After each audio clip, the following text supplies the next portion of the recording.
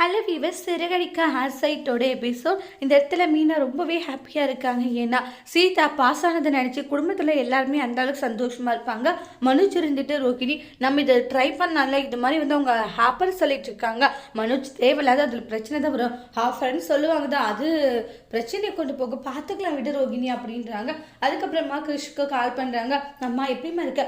நல்லா இருக்கேன் கிருஷ்ணன்றாங்க. அப்படின்றாங்க. இது மாதிரி வந்து உன்னை பார்க்கணும் போல இருக்கு.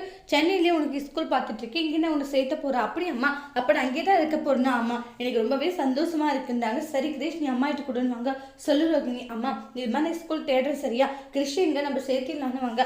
சரிடின்னு சரிம்மா நான் அப்புறமா ஃபோன் பண்ணுறேன்ட்டு ஃபோனை வச்சிடுறாங்க. அப்புறமா உங்கள் ஃப்ரெண்டு கிட்ட வந்து பேசிட்டு இருக்காங்க. இது மாதிரி வந்து ஹாஸ்பிட்டல் வரைக்கும் போயிட்டு வரணும்னு சொல்லிட்டு ஹாஸ்பிட்டல் போகிறாங்க.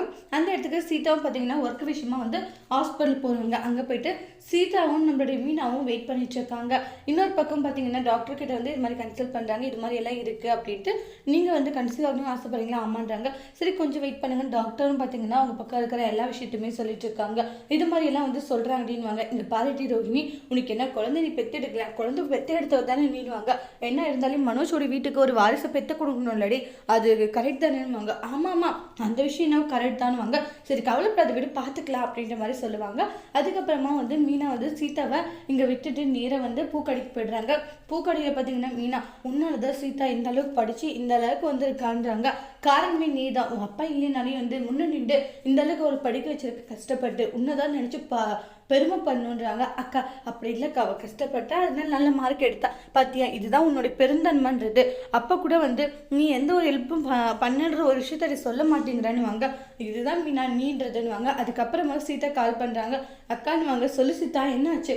அக்கா இது மாதிரி வந்து நான் இங்கே ஒர்க் வந்துடுச்சு, கிடைச்சிருச்சுக்கா அப்படின்னு ஒன்று பயங்கர ஹாப்பியாக இருக்கிறாங்க. அக்கா இன்னொரு விஷயம் என்னது, ரோஹிணி ஹாஸ்பிட்டலுக்கு வந்தாங்க, ஏதோ செக்கப் அப்படின்னு சொல்லிட்டு இருந்தாங்க. ஒருவேளை கன்சீவ் இருப்பாங்களா? அப்படியே கூட இருக்குது. ஒரே நேரத்தில் 2 விஷயம் நடந்திருக்குன்னு சந்தோஷப்படுறாங்க. சரி சீதா உன்னை அப்புறம் வந்து பார்க்குறேன்னு அக்கா இது மாதிரி சீதாவுக்கு வேலை கிடைச்சிருச்சு அப்படி சீதான்னு சந்தோஷப்பட்டுட்டு இருக்காங்க. அதுக்கப்புறமா வீட்டுக்கு போகிறாங்க. வீட்டுக்கு போனதை கேசரி செஞ்சுட்டு இருப்பாங்க. மீனா என்ன ஸ்வீட் செஞ்சுட்டு இருக்க, ஒரு சந்தோஷமான விஷயம் சொல்லணும்னு வாங்க.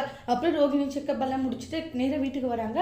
அதுக்கப்புறமா வந்து என்ன சீதா வந்து வேலை கிடைச்சிருச்சா? ஆமா சீதாவுக்கு வேலை கிடைச்சிருச்சு. ஓ அதனால தான் நீ ஸ்வீட் பண்ணியிருக்கேம்மா அப்படின்னு அண்ணாமலை சொல்றாங்க. அது ஒரு காரணம் தான், ஆனா இது வேற ஒரு காரணத்துக்காக தான் இந்த ஸ்வீட்டை பண்ணணுவாங்க.